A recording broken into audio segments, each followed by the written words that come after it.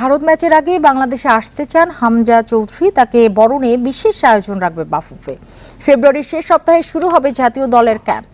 এদিকে নতুন ফিট পার্টনারের সঙ্গে চুক্তি সেরে ফেলেছে বাফুফে।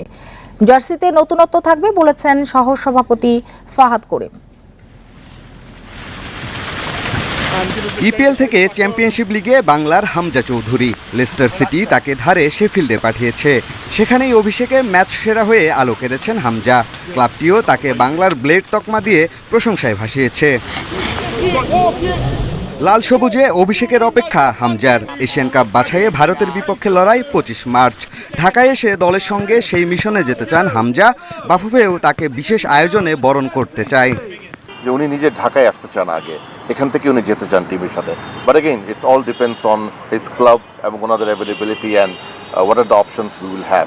বাট ডেফিনেটলি আমাদেরকে যদি সেই সুযোগটা আমরা পাই, একটা উইন্ডো যদি পাই, ডেফিনেটলি তাকে আমরা একটা সুন্দর সম্বর্ধনা দেব।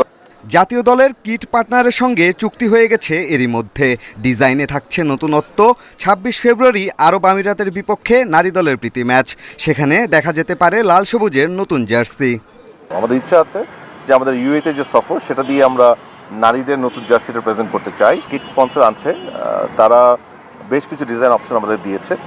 সো ওগুলি আসলে আমি সভাপতি এবং আমাদের অন্যান্য সদস্য যারা আছেন সবার সাথে কনসাল্ট করে আমরা সিদ্ধান্তে যাব। So definitely there will be some changes in design as well for both men and women. ঢাকায় জাতীয় দলের ক্যাম্প শুরু হবে ফেব্রুয়ারির শেষ সপ্তাহে। মার্চের শুরুতে যাবে সৌদি আরবে। সেখানে কোনো প্রস্তুতি ম্যাচ খেলার সম্ভাবনা কম। ভারত ম্যাচের অন্তত 4-5 দিন আগে শিলংয়ে যাওয়ার পরিকল্পনা আছে। পিয়াস সাহা, ইন্ডিপেন্ডেন্ট নিউজ।